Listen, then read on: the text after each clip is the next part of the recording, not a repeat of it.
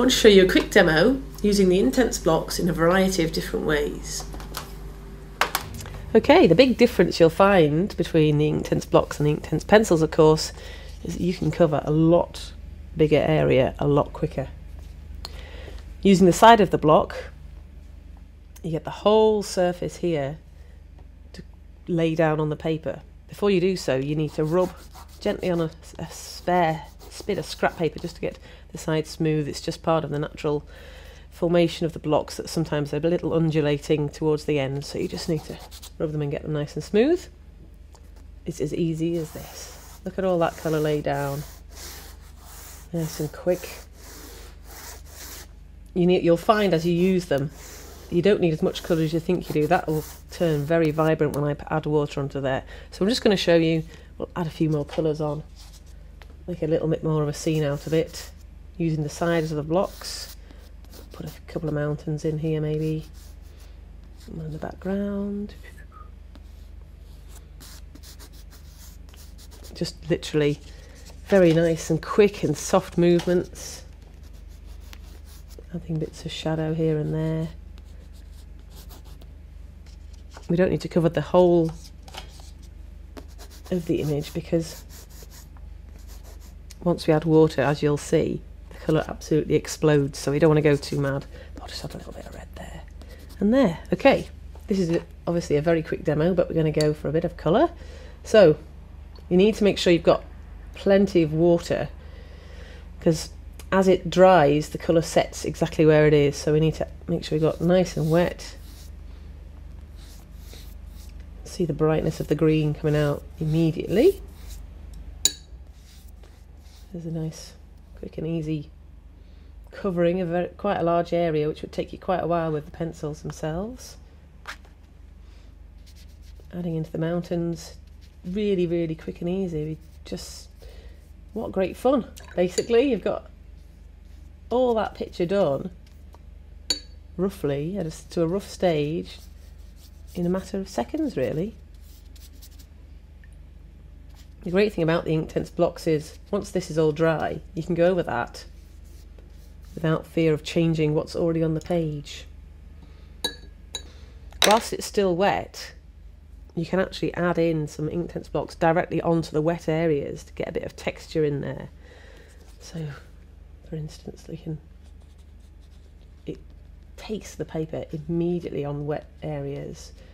So you get really nice textured areas. Add a bit of detail if you like. We can add a few trees along that bit there, but it's only intense on the wet part. So if we want to make it really deep colours, simply wet the paper where it is. There we go. Add some trees in and a bit of shadow. There we go. Okay. Another way of using the blocks is like a basic watercolour paint pan. You can just paint directly from the block. So we can just wet your brush, a big brush or a little brush, depending on what you want to do. If you want to put a little bit of detail in somewhere, maybe some birds flying in the sky. You're just literally taking water on your brush, brushing into the block, and drawing your birds. Of course, the great thing about the blocks is you can do large areas with your brush as well, so you can take the blocks, get your colour on there, and get a beautiful wide wash. Okay, the other thing you can do, of course, which is great fun, is you can put two blocks together, and it's always ideal if you can keep your wet blocks and your dry blocks separate.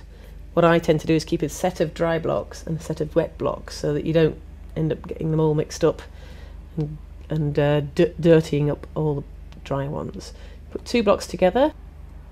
If you've got a wide enough brush, you can take colour from them both at the same time. To see how it merges itself together on the page. Right, using the Grate and Shake, I'm going to create a nice wash for the sky here. So I'll take one of the blocks, grate some into the colour below, which I've already done. Add a bit more dark blue to make it a bit more sky-like. the lid back on and give it a quick shake about.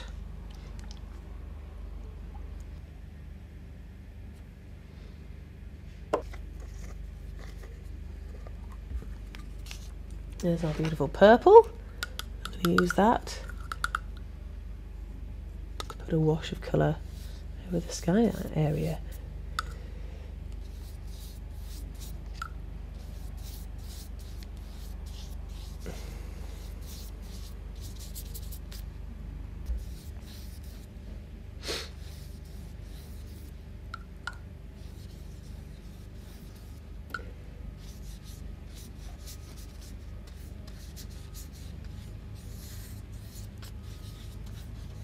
Okay.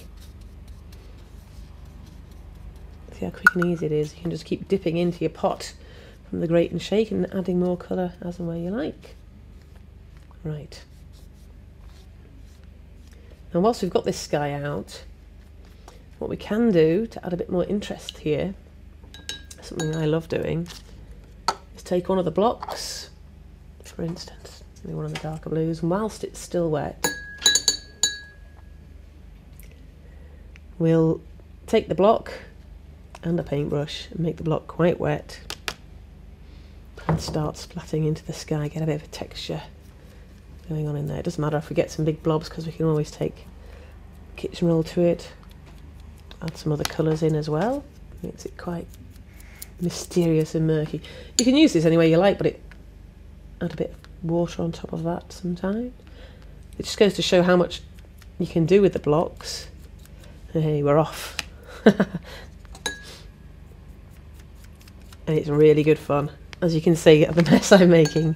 Right, a bit of a cloth.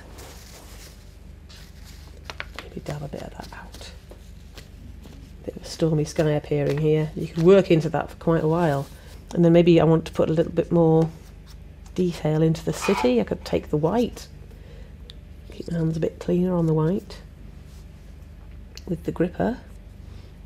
If I want to put, I can add a bit more sort of lights here and there on the city with the white, which, as you can see, does go over the top of darker colours quite well. And I've kept my hands clean.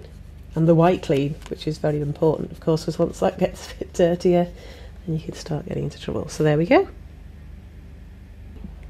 One of the great qualities of Inktense is that you can layer up, so you can get a base layer, you can add on top of that and it won't affect the layer beneath, which makes painting things with detail in it quite a bit easier. So you don't have to go round little objects with your brush, just go over the top. So we'll get a nice little orange colour here, mixing yellow and orange on our sort of tin lid palette. So because Inktense is permanent once dry, it's really easy to just go over the top of something you've already painted without having to faff about going in and out of the detail you've already put down, and get yourself a lovely little image. I'm going to add a bit of sky in here around the sun as well. Once the ink, you've got to make sure that Inktense pigment is completely washed out onto the paper, so there are lumps or darker areas that aren't washed, and once that has become dry, that's when it becomes permanent. So I'm just going to let that overlap slightly around the sun, brush that out. Now we've got round.